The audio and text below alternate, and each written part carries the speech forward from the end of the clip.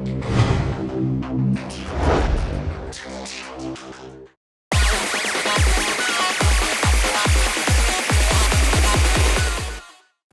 в гостях у уполномоченного по правам человека по Республике Саха-Якутия Гуреве Сардара Михайловна. Институт уполномоченного по правам человека – это что такое? Уполномоченный по правам человека в Республике Саха-Якутия является государственным органом, который является по своей сути правозащитным институтом, который уполномоченный по правам человека в республике – это, по сути дела, защитник сегодня прав граждан, работает на восстановление нарушенных прав, ведет работу по правовому просвещению населения. В своей деятельности мы помогаем, содействуем органам власти оперативно принимать те решения, которые необходимы для восстановления нарушенных прав.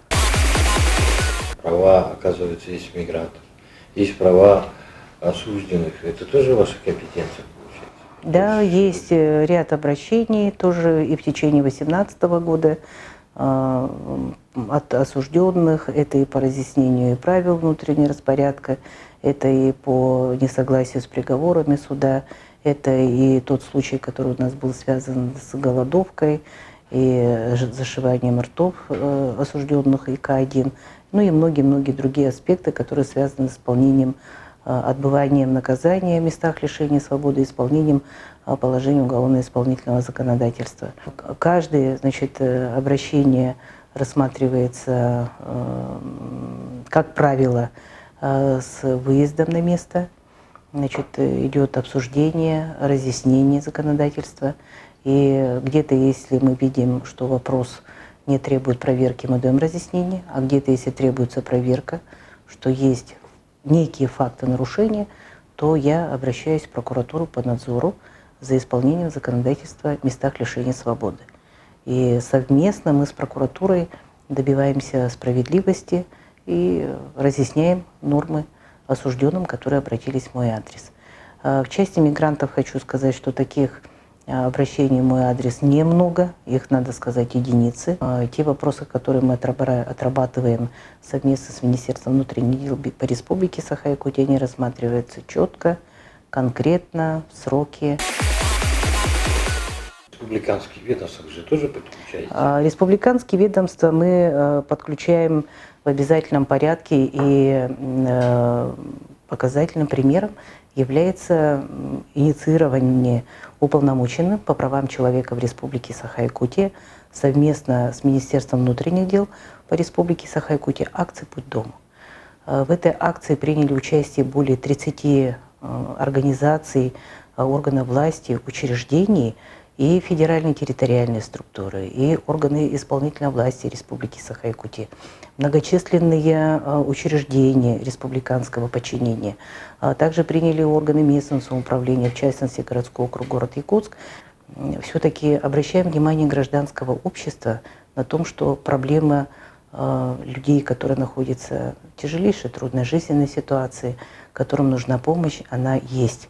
Мы, в частности, жители города Якутска, видим большое количество людей, которые просят милостыню, которые распивают спиртные напитки, при этом они живут без определенного места жительства, где придется, ночуют на улице, под домами, в парках, ну где угодно, где их ночь застанет, к сожалению, и зачастую эти люди не желают работать.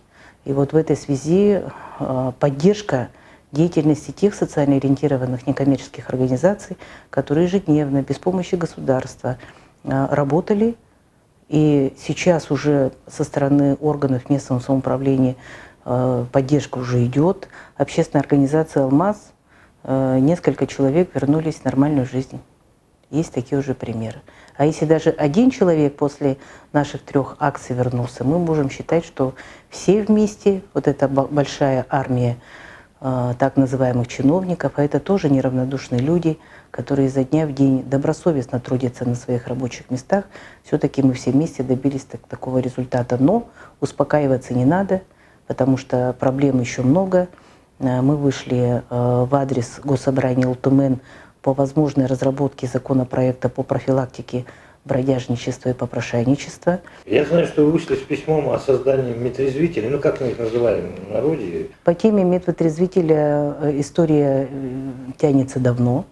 Общественность это знает. Есть на сегодня некие предложения по установлению полномочий. Все-таки это субъектов Российской Федерации будут полномочия или органов местного самоуправления. Поэтому мы ожидаем все-таки скорейшего разрешения на федеральном уровне.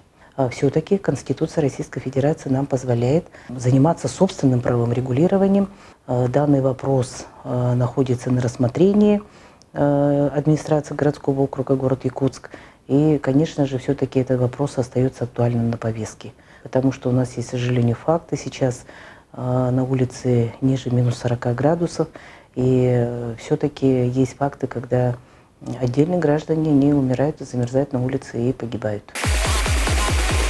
Отрабатывались некоторые вопросы с одинокими пенсионерами. Защитой прав одиноко проживающих граждан мы продолжаем заниматься. Действительно, факты имеют место быть, когда нарушаются права одиноко проживающих граждан. Это на получение своевременного медицинского обеспечения, это на то, что, значит, действительно почтальон вовремя не выдавал пенсию, то есть нарушение права на пенсионное обеспечение, ну и отдельные факты. И, конечно, самое удручающее в этом вопросе есть то, что при живых детях родители сдаются в социальные дома. Эта проблема тоже выявлена. А если кто одиноко проживает, у кого нет ни родственников, ни семьи, ни детей, то в данном случае, конечно, у нас был в начале 2018 года случай с бабой Надей, когда она несколько дней находилась в беспомощном состоянии. То нами по этому поводу сегодня принимается, кроме того, что мы оказали конкретную помощь. Значит, эта помощь, во-первых, состоялась благодаря нашей совместной, тоже слаженной работе с Министерством труда и социального развития республики. И на любые обращения уполномоченного по правам человека в Республике Саха-Якутия принимаются меры незамедлительно. Сегодня готовим специальный доклад о том, какие дополнительно надо меры принять в отношении защиты одиноко проживающих пожилых граждан. Установили, что, конечно, отдельного учета сегодня нету, которые одиноко проживающие. На сегодня заявительный характер на получение мер социальной поддержки имеет место быть. Это требование федерального законодательства. Тогда какие органы сегодня должны выявлять таких граждан? В прошлом году мы проводили совместно с МВД по Республике Саха-Якутия рейды в 2017 квартале по выявлению как раз одиноко проживающих, потому что их жизнь, их проблемы, их состояние сегодня хорошо знают и владеют этой информацией участковые уполномоченные по городу Якутску, а их у нас работает более 90 здесь. Мы выявили где-то в пределах 5, которым уже потом впоследствии при моем обращении была оказана конкретная адресная помощь. Поэтому на сегодня по моему обращению, по этим фактам, уже Министерством труда и социального развития разработан и находится на согласовании проект документа, который бы устанавливал правила игры и правила поведения, каким образом поступать в ситуации для того, чтобы выявлять одиноко проживающих граждан. Есть такое понятие общественники от полномоченного человека, и они находятся на местах в районах. Общественные представители работают с 2003 года. То есть этому институту, так же как и уполномоченному по правам человека в республике, уже 15 лет. И институт общественных представителей сегодня состоялся.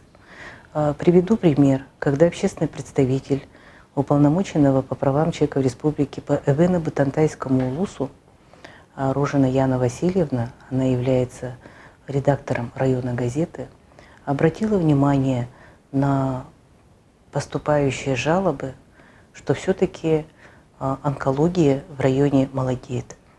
И есть целые семьи, у которых, к сожалению, погибли родные, и причем молодого возраста из-за диагноза онкологии.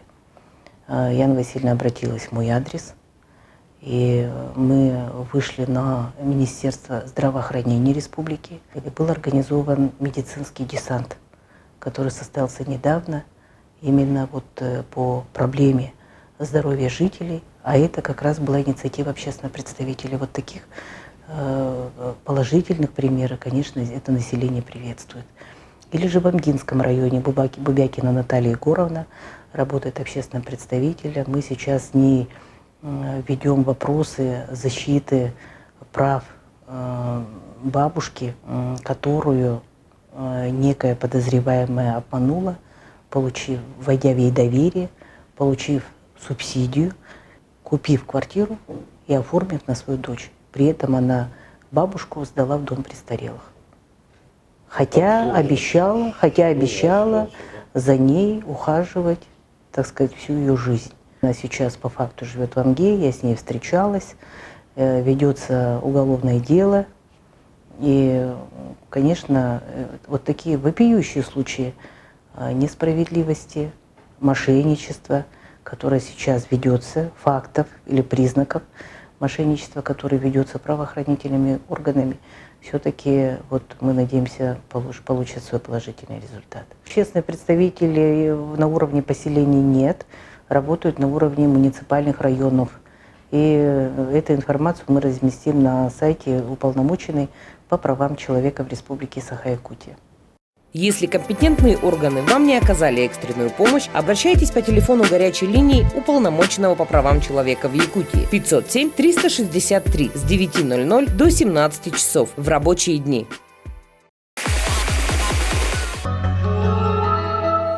Необходимо всегда помнить, что ребенок такой же человек, как и взрослый. Он также заслуживает внимания, уважения и позитивного отношения к себе. Нужно всегда интересоваться его мнением и обязательно учитывать его.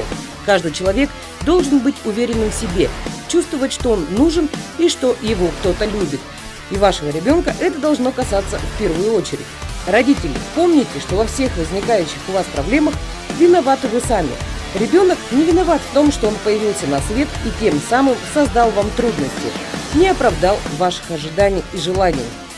За противоправные действия в отношении несовершеннолетних для родителей и лиц их заменяющих предусмотрены административная и уголовная ответственность.